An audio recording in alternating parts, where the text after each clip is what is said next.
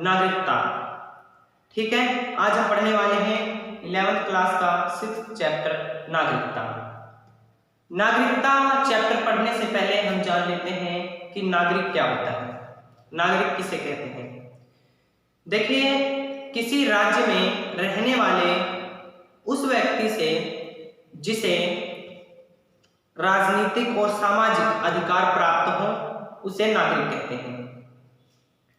ठीक है, नागरिक उसे कहते हैं जिसे किसी राज्य में रहने वाले, किसी राज्य या देश कुछ भी कह लीजिए, उसमें रहने वाले उसको सामाजिक और राजनीतिक जो अधिकार है वो प्राप्त हो, उसे नागरिक कहते हैं। ठीक है,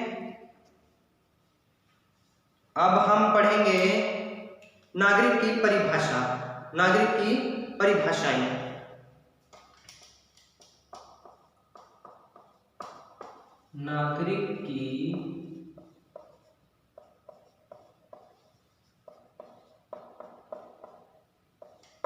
नागरिक की परिभाषाएं। इसमें नागरिक की परिभाषाएं हमें 5 दे रखी हैं, हमें आसान याद करनी है, जो कि इसमें एक है वेटल की आसान है और एक है लास्की की। ठीक है, वेटल की किस प्रकार है? वेटल की है कि वेटल के अनुसार है नागरिक किसी राज्य के वे सदस्य हैं, नागरिक किसी राज्य के वे सदस्य हैं जो उस राज्य के प्रति कुछ कर्तव्यों से बंधे हैं। ठीक है, नागरिक उन्हें कहते हैं उसके वेटल के अनुसार जो किसी राज्य के कर्तव्यों से बंधे हैं। सरकार हमें अधिकार देगी, हमें, और सरकार हमसे क्या लेगी? कर्तव्य लेगी, कर्तव्य के पालन की वो करेगी। तो हमें यह है कि कर्तव्यों से बंधे उसके अनुसार उसकी सत्ता के नियंत्रण में रहते हैं, उनकी सत्ता की नियंत्रण में रहते हैं तथा उसके लाभ में सबके साथ बराबरी की साझेदारी है। यह है वेटल के अनुसार। दोबारा दोहरा देता हूं, नागरिक किसी राज्य के वे सदस्य हैं जो उस राज्य के प्रति कुछ कर्तव्यों से बंधे हैं, उसकी सत्ता के नियंत्रण में रहते हैं तथा उसके लाभ में सबके साथ बराबरी साझेदारी है। और दूसरा है लास्की। नागरिक लास्की के अनुसार है कि नागरिक उस व्यक्ति को कहते हैं, नागरिक उस व्यक्ति को कहते हैं जो न केवल समाज का ही सदस्य हो, नागरिक उस व्यक्ति को कहते हैं कि जो न केवल समाज का ही व्यक्ति हो या सदस्य हो, अपितु जो कुछ तकनीकी कर्तव्यों का पालन करे, तकनीकी कर्तव्यों का पालन करता हो, उसे नागरिक कहते हैं। ठीक है, नागरिक की परिभाषाएं हैं, 2 याद कर लेना, ये पेपर में आती हैं। अब आते हैं नागरिक की विशेषताएं। नागरिक की विशेषताएं, नागरिक को कौन कौन सी विशेषता होनी चाहिए, जो मतलब सच्चा नागरिक कहलाता है, उसमें कौन कौन सी विशेषता होनी चाहिए? पहला है राज्य की सदस्यता। ठीक है, नागरिक होने का क्या प्रूफ होना चाहिए हमारे पास कि हम बता सकें किसी को कि हाँ हम इस देश के नागरिक हैं? तो वो है, पहला है राज्य की सदस्यता। राज्य की सदस्यता हमारे पास होनी चाहिए। नागरिक को किसी भी एक राज्य की सदस्यता प्राप्त होना अनिवार्य है। जैसे हमें एक नागरिकता प्राप्त है कहाँ की? भारत की। हम भारतीय हैं, हम भारत में रहते हैं और हमें नागरिकता प्राप्त है भारत की। ठीक है, स्थायी निवासी, वह स्थायी निवासी होना चाहिए। नागरिक अपने राज्य का स्थायी रूप से निवासी होता है। इसका अर्थ यह है कि नागरिक दूसरे राज्य में अस्थायी तौर पर रह सकता है। वह विदेश यात्रा अपने राज्य की आज्ञा से लेकर जा सकता है। इसमें यह है कि हम कहीं विदेश में अगर यात्रा के लिए जाएं, कहीं घूमने के लिए जाएं या कहीं पढ़ने के लिए जाएं कहीं विदेश में, तो हम अपनी जो भारत सरकार है उससे आज्ञा लेकर जा सकते हैं, और जो विदेशी हैं वो यहाँ पर आए तो वो आज्ञा लेकर आ सकते हैं। अधिकारों के प्रति, अधिकारों की प्राप्ति। नागरिक को राज्य की ओर से कुछ सामाजिक, आर्थिक, राजनीतिक अधिकार मिले होते हैं। देखिए, जैसे हमें सामाजिक, राजनीतिक और आर्थिक अधिकार हमने पिछली वीडियो में बताए थे जो है वो हमें मिले हुए हैं। तो जिसको नागरिक सामाजिक और आर्थिक अधिकार प्राप्त होते हैं उसे नागरिक कहते हैं। और ये तीसरा पॉइंट था कि अधिकारों की प्राप्ति होनी चाहिए। और चौथा पॉइंट हमारा कर्तव्यों का पालन। कर्तव्यों का पालन हमें करना है। नागरिक को राज्य के प्रति कुछ कर्तव्यों का पालन करना पड़ता है, जैसे हमें सभी के साथ मेल भाव से रहना है, किसी के साथ झगड़ा नहीं करना, ऐसे कई से हैं पालन। और पांचवा है राज्य के प्रति वफादारी। नागरिक राज्य के प्रति वफादारी रखता है, जो आवश्यकता पड़ने पर राज्य के लिए अपनी जीवन उत्सर्ग करने के लिए तत्पर रहता है। जैसे हमारे फौजी भाई हैं जो अपने देश को बचाने के लिए शहीद हो जाते हैं, उन्हीं को मैं तो सच्चा नागरिक मानता हूं, जो राज्य के प्रति वफादारी दिखाते हैं, देश के प्रति वफादारी दिखाते हैं। समाज सेवा। समाज सेवा प्रो श्रीनिवास के अनुसार नागरिक में समाज सेवा की भावना होना आवश्यक है। समाज सेवा जैसे किसी की मदद कर दी, ठीक है, किसी गरीब को खाना खिला दिया, कई ऐसे काम हैं जो समाज सेवा में आते हैं। अब जान लेते हैं नागरिक के प्रकार। नागरिक कितने प्रकार के होते हैं? आपको बता दें, नागरिक हैं जो वो दो प्रकार के होते हैं। कौन कौन से नागरिक होते हैं? दो प्रकार के। पहला है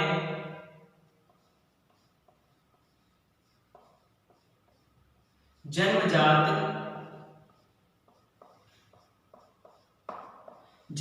नागरिक, ठीक है। पहला है जन्मजात नागरिक। जन्मजात नागरिक किसे कहते हैं? जन्मजात नागरिक उसे कहते हैं जो किसी देश में जन्म से ही उसका स्थायी निवासी हो। जन्मजात नागरिक उसे कहते हैं जो किसी देश का जन्म से ही स्थायी नागरिक हो, उसे जन्मजात नागरिक कहते हैं। और नंबर 2 पर है हमारा, नंबर 2 पर कौन से नागरिक आते हैं? नंबर 2 पर हमारे आते हैं राज्यकृत नागरिक। कौन से? राज्यकृत नागरिक। हमारे दूसरे नंबर पर आते हैं राज्यकृत नागरिक। ये क्या होते हैं? देखिए, जब मान लीजिए कोई भी देश में कोई व्यक्ति रहता है, उसका जन्म मान लीजिए अमेरिका में हुआ है, ठीक है। अमेरिका में कोई व्यक्ति है, ठीक है, उसका जो जन्म है वो हुआ है अमेरिका में, ठीक है। उसका जन्म कहाँ हुआ है? अमेरिका में। और वो वहां पर जैसे हमारे देश में हमारे इंडिया में आ जाता है घूमने या अध्ययन करने या यात्रा करने, कुछ भी करने आ जाता है हमारे देश में। मान लीजिए यात्रा करने आया है, ठीक है,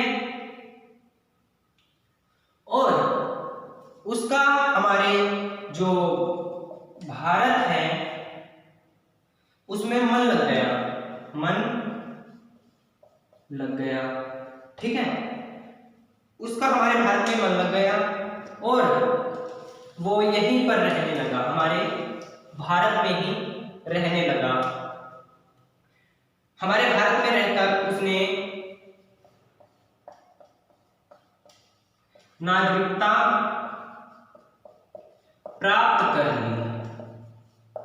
उसने, अमेरिकी ने भारत की नागरिकता प्राप्त कर ली और वो यहीं पर रहने लगा। तो ऐसी स्थिति में उसको कहेंगे राज्यकृत नागरिक। क्या कहेंगे? राज्यकृत नागरिक। अब हम आगे चलते हैं। नागरिक विदेशी तथा प्रजा। क्या है? नागरिक विदेशी तथा प्रजा। हेडलाइन डाल लेते हैं, नागरिक और है विदेशी तथा प्रजा। अब इसमें पढ़ेंगे नागरिक, विदेशी तथा प्रजा। इसमें हम है विदेशी का अर्थ क्या होता है, विदेशी किसे कहते हैं। देखिए विदेशी उसे कहते हैं जो हमारे देश से अलग किसी और देश से हमारे देश में आया हो घूमने के लिए, अध्ययन करने के लिए या रहने के लिए या कुछ भी, तो उसे हम विदेशी कहेंगे। हमारे देश से अलग किसी और देश से आए हुए व्यक्ति को विदेशी कहते हैं। इसके अनुसार जान लेते हैं। नागरिक शब्द का अर्थ जान लेने के बाद विदेशी तथा प्रजा शब्द का अर्थ भी जान लेना आवश्यक होगा। हाँ, बहुत आवश्यक है। राज्य में रहने वाले सभी व्यक्ति राज्य के नागरिक होते हैं, ये आपको बता दिया। जो राज्य में रहते हैं किसी राज्य में, तो वहां पर रहने वाले जितने भी व्यक्ति हैं उन सबको नागरिक कहेंगे। ठीक है, सभी नागरिक होते हैं। नागरिकों के अतिरिक्त प्रत्येक राज्य में कुछ विदेशी भी मिलते हैं। जैसे कोई विदेश से दूसरे देश से आ गया हमारे राज्य में या हमारे देश में, तो उसे विदेशी कहेंगे। इसमें भी बता रखा विदेशी भी मिलते हैं। विदेशी किसी अन्य राज्य के नागरिक होते हैं, इसमें बता रखा है, इसमें राज्य दे रखा है, वैसे देश होता है, होते हैं। अस्थायी रूप से घूमने फिरने वाला, करने, पढ़ने या राजदूत के रूप में आए हुए होते हैं। अतः विदेशी यह वह व्यक्ति होता है जो अपना राज्य छोड़कर अस्थायी रूप से दूसरे राज्य में जाकर रहता है तथा जिनकी वफादारी अपने राज्य के प्रति ही रहती है, उसे विदेशी कहते हैं। किसको कहते हैं विदेशी? जो अपने देश को छोड़कर हमारे देश में रहने के लिए, घूमने के लिए या अध्ययन करने के लिए आता है, परंतु उसकी जो वफादारी होती है वो अपने देश के प्रति होती है, उसे विदेशी कहते हैं। अब जान लेते हैं विदेशी कितने प्रकार के होते हैं। विदेशी कितने प्रकार के होते हैं? आपको बताते हैं कि जो विदेशी होते हैं वो मुख्यतः 3 प्रकार के होते हैं। कौन कौन से? पहला है स्थायी विदेशी, दूसरा है अस्थायी विदेशी, तीसरा है राजदूत। ठीक है, राजदूत विदेशी। स्थायी विदेशी क्या होता है? स्थायी विदेशी क्या होता है आपको बता दें। जो स्थायी विदेशी होता है आपको पहले बता दें, ये इसके 3 पॉइंट है, स्थायी विदेशी, अस्थायी विदेशी और राजदूत। पहला पॉइंट है स्थायी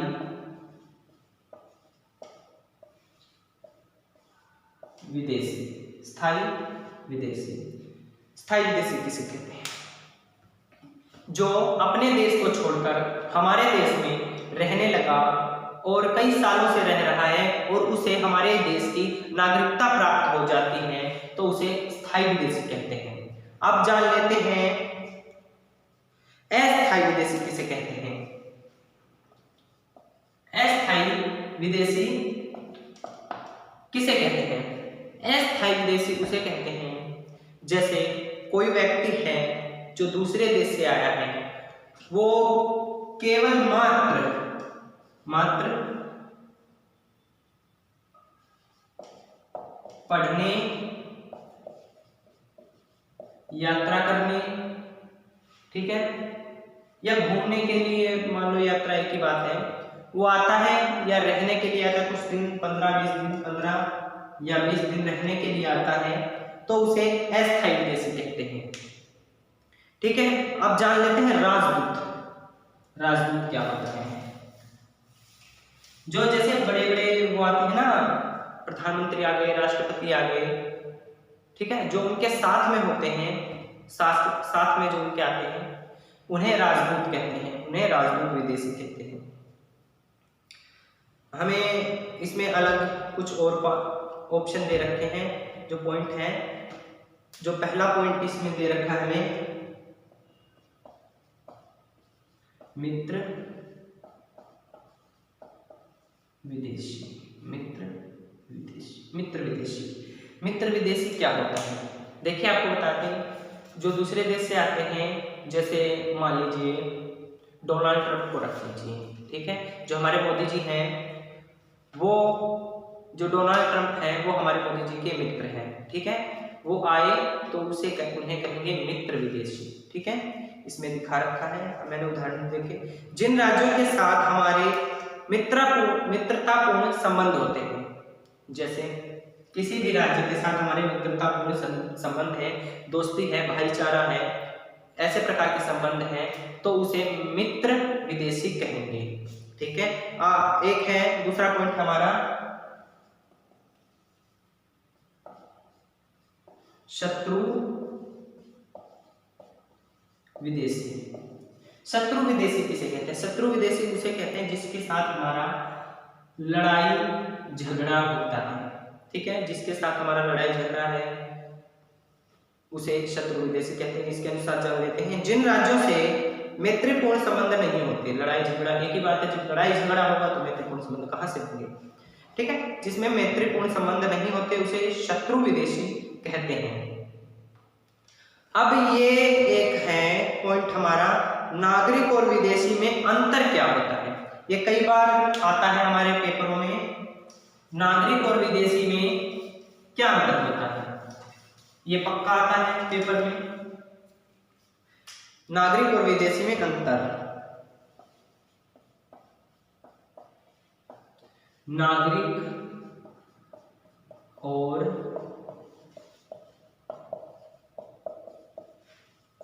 विदेशी में अंतर क्या होता है, देखिए बताते हैं। पहला अंतर होता है सदस्यता के आधार पर अंतर। नागरिक राज्य का सदस्य होता है, जो हम हैं वो हम राज्य के सदस्य हैं, नागरिक राज्य का सदस्य होता है, और जो विदेशी होता है वो राज्य का सदस्य नहीं होता। पहला अंतर ये है। दूसरा अंतर है सदस्यता हो गया, दूसरा है देशभक्ति के आधार पर अंतर। देखिए हम तो अपने इंडिया की वाहवाही करेंगे, ठीक है, इंडिया को मानते हैं, हम इंडिया के निवासी हैं, नागरिक हैं। इसमें दे रखा है नागरिक राज्य का सदस्य होता है, परंतु विदेशी नहीं, विदेशी तो किसी अन्य राज्य का सदस्य होता है। और इसमें दे रखा है नागरिक अपने राज्य के प्रति स्वामी भक्त होगा। नागरिक हम हैं जैसे, तो हम अपने जो भारत है उसके प्रति स्वामी भक्त हैं, और जो विदेशी होता है वो अपने राज्य के प्रति होगा, ठीक है। और तीसरा पॉइंट दे रखा है हमें निष्कासित करने के आधार पर अंतर। देखिए जो हमारी भारत सरकार है वो हमें नहीं कह सकती कि तुम विदेश चले जाओ या कहीं भी चले जाओ, लेकिन जो विदेशी है उस पर सरकार कह सकती है कि तुम अपने देश चले जाओ, ठीक है। एक तो ये हो गया निष्कासित करने के आधार पर, निष्कासित मतलब निकाल देती है, देश से बाहर निकालती है। और चौथा पॉइंट है हमारा अधिकारों के आधार पर अंतर। देखिए वैसे तो विदेशियों को भी अधिकार होंगे, पर राजनीतिक अधिकार नहीं होंगे, सामाजिक अधिकार होंगे कुछ, पर राजनीतिक अधिकार नहीं होंगे। नागरिक को राज्य की ओर से सभी प्रकार के सामाजिक, आर्थिक और राजनीतिक अधिकार मिलते हैं, जो कि हमें मिलते हैं, हाँ, ठीक है। परंतु विदेशी को सभी अधिकार नहीं मिलते, विशेषकर राजनीतिक अधिकार तो विदेशी को नहीं दिए जाते, ठीक है। हमें राजनीतिक, आर्थिक, सामाजिक सभी अधिकार मिलेंगे, परंतु नागरिक को राजनीतिक अधिकार नहीं दिए जाएंगे। सैनिक सेवा के आधार पर अंतर, जैसे किसी देश के साथ हमारा युद्ध होता है या कुछ भी, तो हमें सैनिक में भर्ती सरकार कर सकती है, परंतु विदेशियों को सेना में भर्ती नहीं कर सकती। सैनिक सेवा के आधार पर हो गया। संपत्ति के आधार पर अंतर, कई देशों में विदेशियों को संपत्ति खरीदने का अधिकार नहीं होता, जबकि अपने नागरिकों को संपत्ति खरीदने बेचने का अधिकार होता है। हमें पूरा अधिकार है, हम संपत्ति खरीद भी सकते हैं, बेच भी सकते हैं, परंतु विदेशियों को अधिकार नहीं होता कि हमारे देश में वो संपत्ति खरीदे या बेचे। ये हमारे हो गए नागरिक, विदेशी, प्रजा तथा प्रजा, और इसके हमने बता दिए नागरिक और विदेशी में अंतर क्या होता है। ठीक है, अब पढ़ेंगे हम एक आदर्श नागरिक के गुण। एक आदर्श नागरिक के गुण क्या क्या गुण होते हैं। पहला है अच्छा स्वास्थ्य। एक आदर्श नागरिक के गुण क्या है। एक पहला है अच्छा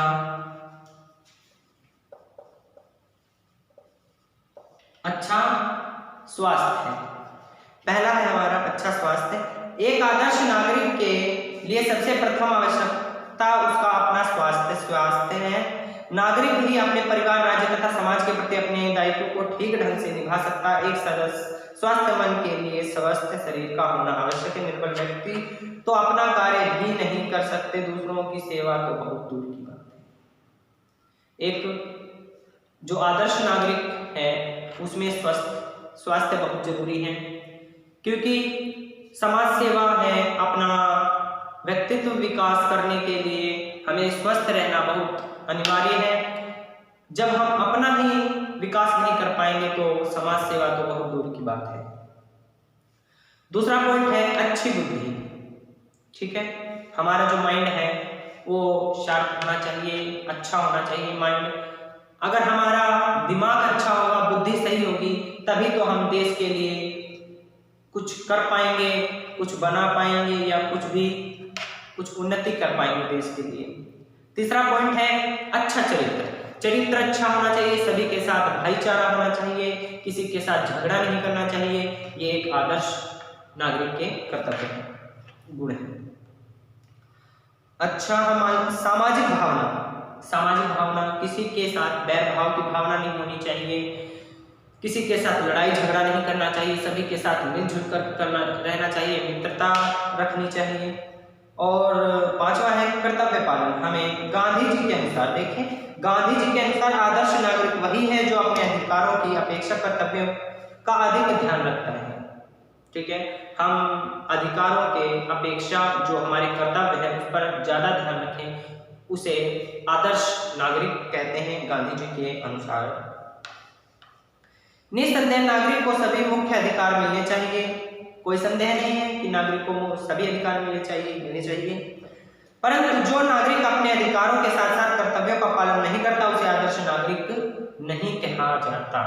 जो जैसे अधिकार है वो अपना, ठीक है अधिकार तो मिलते हैं सबको, मगर वो अपने कर्तव्यों का पालन नहीं करता, उसे एक आदर्श नागरिक नहीं माना जाएगा। अब आते हैं मताधिकार का उचित प्रयोग। जो हमारा वोट डालने का अधिकार है उसका जो उचित प्रयोग करता है उसे आदर्श नागरिक कहते हैं। दे रखा है इसमें, नागरिक के राजनीतिक अधिकारों में एक महत्वपूर्ण अधिक वोट देने का अधिकार है। नागरिक को सबसे महत्वपूर्ण जो अधिकार मिला है वो है वोट देने का, अपनी सरकार चुनने का। ठीक है, आदर्श नागरिक वही है जो अपने वोट का ठीक प्रयोग करता है। योग्य व्यक्ति को वोट देने से अच्छी सरकार निर्वाचन होती है। हम अच्छी सरकार को वोट देंगे तो अच्छी सरकार आएगी। ठीक है, आज देश का कल्याण होता है, जाहिर सी बात है सरकार अच्छी आएगी तो देश का कल्याण भी होगा। कई नागरिक अपने स्वार्थ में आकर वोट बेचते हैं जो देश के लिए बहुत हानिकारक है। कई व्यक्ति ऐसे हो जाते हैं जो पैसे लेकर, जैसे मान लीजिए एक ये बंदा है, ठीक है, ये चुनाव लड़ रहा है, ठीक है, ये बंदे हैं,